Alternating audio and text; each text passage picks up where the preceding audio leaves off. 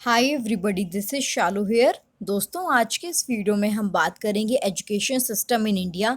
तो इसके हम एक्सपेंशन और ग्रोथ के बारे में सारी बातों को आज इस वीडियो में डिस्कस करेंगे।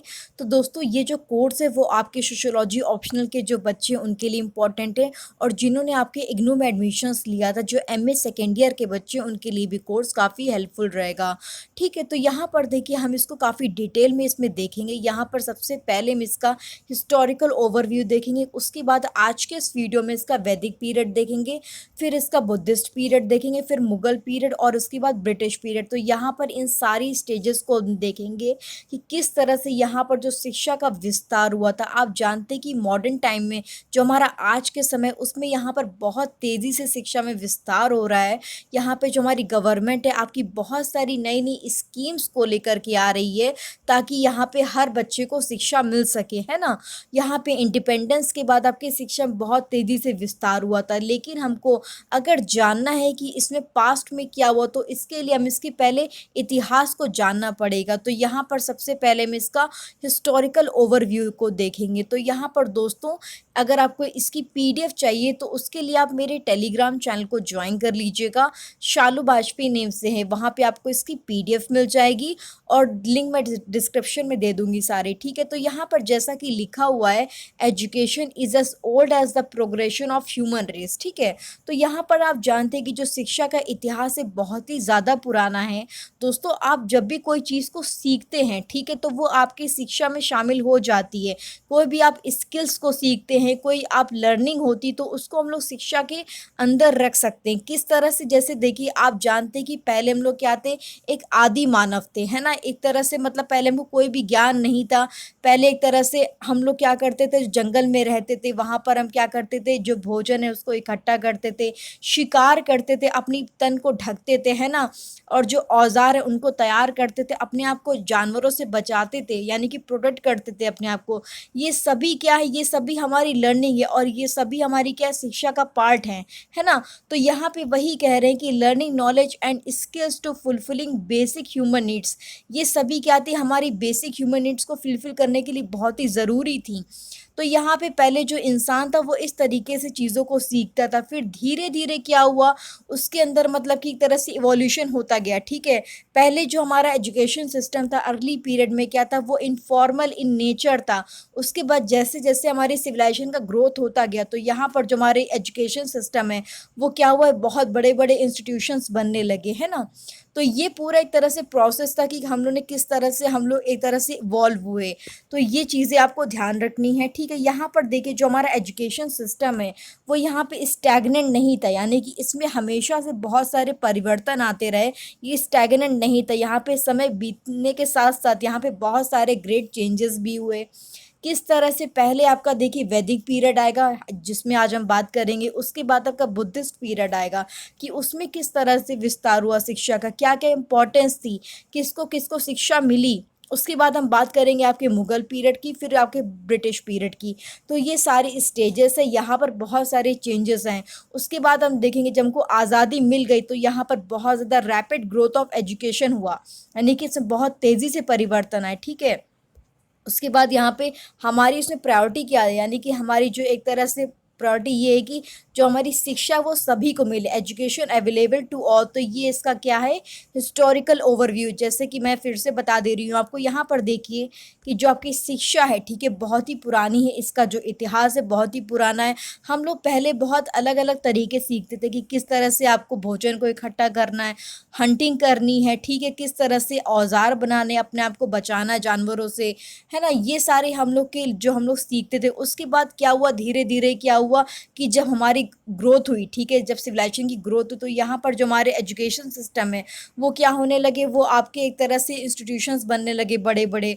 और यहाँ पर देखिए जैसा कि मैंने आपको बताया कि जो एजुकेशन सिस्टम था वो उसमें हमेशा से बहुत ही परिवर्तन आते रहे। अब देखिए कोई भी इंसान अगर ग्रोथ करेगा तो यहाँ पे वो नई नई चीज़ों को सीखता जाएगा। अब जब नई नई चीज़ों को सीखता जाएगा तो परिवर्तन भी आते जाएंगे। तो यहाँ पे ग्रेट चेंजेस भी हुए। पहले आपका वैदिक पीरियड हुआ, फिर बुद्धिस्ट पीरियड, फिर मुगल पीरियड, फिर आपका ब्रिटिश पीरियड। तो ये सारे आपके चेंजेस हुए। उसके बाद यहाँ पे हमारी अब प्रायोरिटी क्या बन चुकी कि हमारी जो शिक्षा है वो सभी को मिले। ठीक है, तो ये हमारी अभी की प्रायोरिटी तो इसको आपको सिंपली भाषा में ध्यान रखना है। तो दोस्तों उम्मीद है कि आपको ये क्लियर हो गया होगा। नेक्स्ट हम बात करेंगे, अब देखिए यहाँ पर हम बात करेंगे इसके वैदिक पीरियड के बारे में। तो यहाँ पर देखिए तो इसका टाइम पीरियड कब से कब तक है, आपके देखिए 1500 से लेके 500 बीसी इसका टाइम पीरियड है दोस्तों। अब देखिए यहाँ पर जो वैदिक पीरियड है उसमें आपके जो पुरुष हैं और महिलाएं हैं उनको यहाँ पे इक्वल अपॉर्चुनिटीज थी, किसके रिगार्डिंग, आपके एजुकेशन के रिगार्डिंग। यहाँ पे इनको बराबर का एक तरह से भागीदारी थी, और यहाँ पे बहुत सारी आपकी वुमेन स्कॉलर्स भी थी, जैसे आपकी मैत्री हो गई, गार्गी हो गई, तो ये सारी आपकी वुमेन स्कॉलर्स थी। इससे आपको क्या पता चलता है, इससे आपको ये पता चलता है कि इस समाज में यानी कि वैदिक पीरियड में जो आपकी महिलाओं की स्थिति थी यानी कि शिक्षा को लेकर के वो काफ़ी अच्छी थी। यहाँ पे उनको मतलब एक तरह से बराबर का हिस्सा मिल रहा था, ठीक है। उसके बाद क्या हुआ, यहाँ पे देखिए जो later on during this period यानी कि बाद में क्या हुआ कि जो आपकी वुमेन है, ठीक है, उन्होंने अपनी पॉपुलैरिटी को खो दिया था एक तरह से। उनको मतलब बराबरी का हिस्सा नहीं मिल रहा था, क्योंकि हम लोग धीरे धीरे करके एक तरह से ग्रोथ कर रहे थे।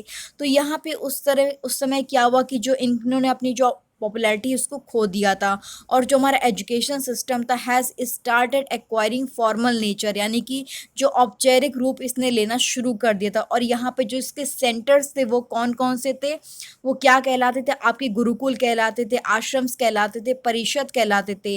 तो ये जो सेंटर्स थे जहाँ पे हम लोग सीखने जाते थे उसको हम लोग गुरुकुल, आश्रम या फिर परिषद कहते थे। जैसे आपने बहुत सारे सीरियल्स में देखा होगा, आपने जैसे रामायण देखी थी, तो उसमें जो राम जी वो कहाँ जाते हैं, आपके गुरुकुल जाते हैं शिक्षा को ग्रहण करने के लिए, है ना। तो वो ये सब चीज़ें किस टाइम में थी, आपकी वैदिक पीरियड में थी। और यहाँ पे जो टीचिंग और लर्निंग हम लोग क्या बोलते थे, उपनयन बोलते थे, क्या बोलते थे, उपनयन बोलते थे।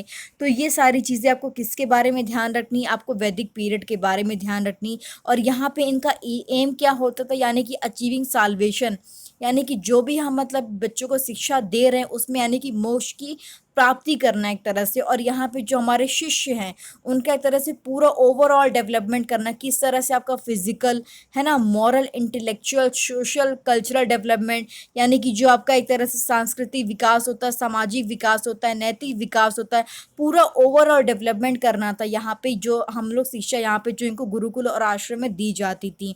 और इसके सेंटर्स कौन कौन से थे, आपके तक्षशिला हो गए, पाटलिपुत्र हो गए, वाराणसी हो गई, ये सारे इसके सेंटर्स थे, यहाँ पे इनको शिक्षा दी जाती थी। और जो भी यहाँ पे वैदिक पीरियड में जो भी आपके टीचर्स होते थे बहुत ही एक्सपर्ट होते थे, किसमें, आपके थ्योरी में भी और प्रैक्टिस में भी। और इनको कंसीडर क्या किया जाता था, यानी कि इनको भगवान का दर्जा दिया जाता था, ठीक है, यानी कि मतलब इनको भगवान के समान माना जाता था। आज के समय में ऐसा नहीं होता है, ठीक है। बहुत सारे बच्चे अपने टीचर को डिसरिस्पेक्ट करते हैं, उनकी बात नहीं मानते। लेकिन उस समय क्या था कि जो एक टीचर था वो मतलब कि आपके माता पिता के बराबर का उनको दर्जा दिया जाता था, ठीक है। ये बहुत ही इंपॉर्टेंट है, यानी कि रिप्रेजेंटेटिव ऑफ गॉड, है ना। उसके बाद देखिए यहाँ पे टीचर की बहुत ज़्यादा रिस्पॉन्सिबिलिटी बनती थी कि वो जो बच्चा है, ठीक है, जो मतलब स्टूडेंट है उनका, उसका पूरा ओवरऑल डेवलपमेंट करे, ठीक है, उनके लिए वो रिस्पॉन्सिबल होते थे, ठीक है। तो ये सारा किस में कॉन्सेप्ट था, आपका वैदिक पीरियड में कॉन्सेप्ट था। और यहाँ पे जो कॉन्सेप्ट है आपका गुरु दक्षिणा का,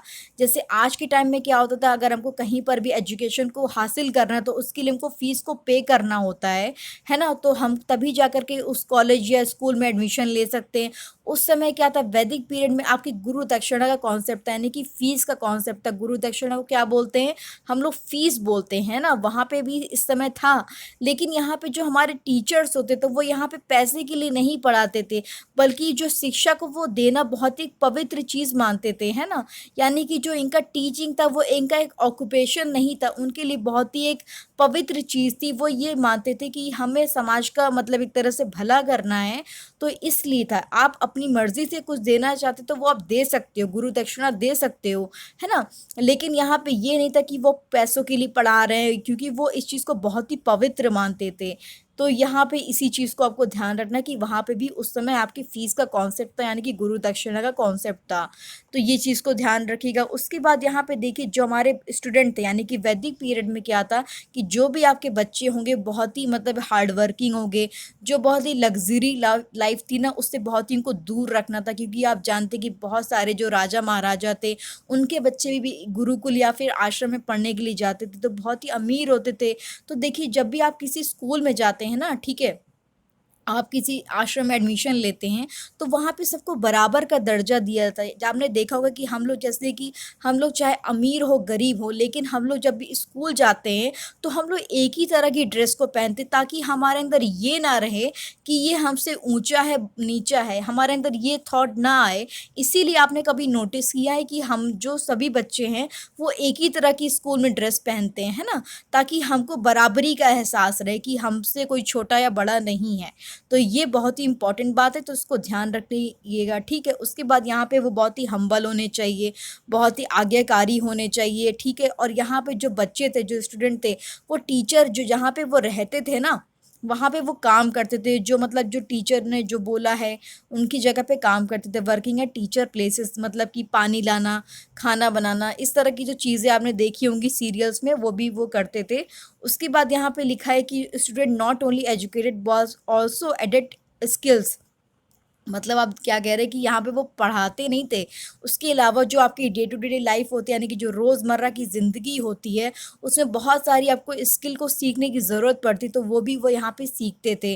तो ये सारी चीज़ें वहाँ पे चलती थी, ठीक है। उसके बाद यहाँ पे क्या हुआ कि बहुत सारी आपको यहाँ पे एक तरह से नॉलेज मिलती थी, स्किल मिलती थी, यानी कि जो टीचर्स के लैंड होते थे, ठीक है, उसको यहाँ पे वो कल्टीवेट करते थे। यहाँ पे वो मतलब भिक्षा मांगने भी जाते थे, और जो उनको उनके टीचर्स टास्क देते थे कि तुम ये करो जा करके, तो वो भी वो पूरा करते थे। तो ये सारी चीज़ें किसका एक मतलब रोल था, किसका एक स्टूडेंट का रोल था उस टाइम में, किस टाइम में, आपके वैदिक पीरियड टाइम में, ठीक है। तो ये आपको ध्यान रखना। और यहाँ पर देखिए उस टाइम में क्या था कि बहुत सारे आपके करिकुलम सिखाए जाते थे, जैसे कि आपका देखिए मैथमेटिक्स हो गया, आपका ग्रामर हो गया, लिटरेचर हो गया, एडमिनिस्ट्रेशन हो गया, एस्ट्रोलॉजी हो गई, एस्ट्रोनॉमी हो गई, ये सारे सब्जेक्ट उस टाइम में भी सिखाए जाते थे। तो ये आपको ध्यान रखना। यहाँ पर देखिए जो आपके बच्चा है, जो एक स्टूडेंट होगा, उसका ओवरऑल मतलब कैरेक्टर डेवलपमेंट करना था। उनका स्ट्रेस इस बात पे था, stress was laid on character development, मतलब वो उसका चरित्र निर्माण एक तरह से करना था, कि वो पूरे उसकी ओवरऑल पर्सनालिटी डेवलपमेंट हो जाए, है ना।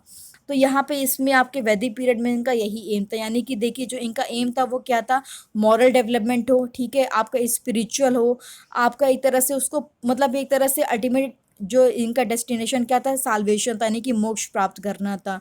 और यहाँ पे जो भी बच्चे थे यहाँ पे वो मतलब कि बहुत ही हाइजीन होने चाहिए, जो भी यहाँ पे रिलीजियस परफॉर्मेंस उनकी होनी चाहिए, मोरालिटी होनी चाहिए। तो ये सारी चीज़ें उस टाइम पे थी, एक हम आपके स्टूडेंट के पर्सपेक्टिव से बता रहे हैं, है ना। उसके बाद यहाँ पे देखिए वैदिक पीरियड में क्या हुआ, यहाँ पे देखिए जो आपके स्टूडेंट थे वो यहाँ पे जनेऊ को धारण करते थे। आपने देखा होगा बहुत सारे उसमें कि जो ब्राह्मण लोग होते हैं वो आपके जनेऊ को धारण करते हैं, और वो यहाँ पे अपने 14 साल, ठीक है, 14 साल अपने घर से दूर रहते, कहाँ पे, आश्रम में या फिर गुरुकुल में रहते हैं। उसके बाद देखिए यहाँ पे जो आपके पानी है उन्होंने डेवलप किया क्या था, आपके संस्कृत ग्रामर को यहाँ पे डेवलप किया था दोस्तों, ठीक है। और यहाँ पे जो वैदिक पीरियड में आपका जो एजुकेशन सिस्टम था वो किसके लिए था, एलाइट्स ऑफ सोसाइटी, यानी कि जैसे अपर कास्ट में कौन कौन से आपके लोग हो गए, जैसे ब्राह्मण हो गए, क्षत्रिय हो गए, तो ये सारे लोग को यहाँ पे शिक्षा हासिल थी एक तरह से, ठीक है। यहाँ पे देखिए आपको जैसा कि मैंने बताया था कि वैदिक पीरियड में क्या हुआ कि जैसे जैसे समय यहाँ पर बीतता गया, ठीक है, यहाँ पर जो महिलाओं की स्थिति थी शिक्षा को लेकर के वो काफ़ी ख़राब होती चली गई, तो वही चीज़ यहाँ पे लिखी हुई है। और यहाँ पे देखिए उसके बाद क्या हुआ, एक तरह से जो एजुकेशन सिस्टम था एक तरह से हमारा, जो उसकी पूरी रिस्पॉन्सिबिलिटी किस पर थी, आपके ब्राह्मण वर्ग के लोगों पर थी। क्योंकि यहाँ पर एक तरह से वैदिक पीरियड में ये मानते थे कि जो ब्राह्मण्स हैं वो बहुत ही ज्ञानी होते हैं, तो यहाँ पे जो एजुकेशन है किसके लिए, अदर क्लासेस जैसे कि दलित हो गए और जो भी वर्ग लोग थे उनके लिए क्या थी, बहुत ही इनफॉर्मल थी, ऑर्गेनाइज थी, यानी कि नेग्लेक्टेड थी, पर मतलब उनको पूरी तरीके से नेग्लेक्ट कर दिया गया था। तो ये इंपॉर्टेंट है इस आपके टाइम पीरियड में, ठीक है। उसके बाद यहाँ पे जो आपके शिष्य थे, यानी कि जो स्टूडेंट थे, उनको यहाँ पे टीचर का एक तरह से फैमिली मेंबर इनको मानते थे, है ना। और यहाँ पे जो कॉन्सेप्ट है किसका, गुरु दक्षिणा का, वो भी यहाँ पे कॉन्सेप्ट था। लेकिन आपको एक बात को ध्यान रखना, यहाँ पर देखिए पैसे तो आप गुरु दक्षिणा दे सकते हैं, लेकिन यहाँ पे इसको बहुत ही हम लोग पवित्र मानते हैं, ठीक है, इसको बहुत ही पवित्र माना जाता था। यहाँ पे हम लोग इसको मतलब एक तरह से पैसे कमाने के लिए नहीं मानते थे, यानी कि मतलब एक तरह से पैसा कमाना, हमको प्रॉफिट बनाना है, ये नहीं होता था यहाँ पे। क्योंकि इसको अगर आप इस तरह से मतलब एक तरह से धंधे की तरह, यानी कि जो वर्ड हम यूज़ करते धंधा, ठीक है, अगर वो यूज़ करेंगे तो यानी कि इसको हम लोग उसको पाप के समान मानते थे। तो ये पूरा कॉन्सेप्ट किसका था? एजुकेशन सिस्टम का वैदिक पीरियड में था। आई होप कि यहाँ पे आपको बहुत ज़्यादा कुछ सीखने को मिला होगा, आपको काफ़ी चीज़ों में यहाँ पे क्लैरिटी मिली होगी कि उस टाइम पे किस तरह से चीज़ें चल रही थी। ठीक है, तो यहाँ पे अगर आपको वीडियो पसंद आता तो प्लीज़ अपना फीडबैक जो मुझे कमेंट सेक्शन में ज़रूर बताइएगा दोस्तों, और इसकी पीडीएफ के लिए आप टेलीग्राम चैनल को ज्वाइन कर लीजिएगा। Thank you so much, keep learning.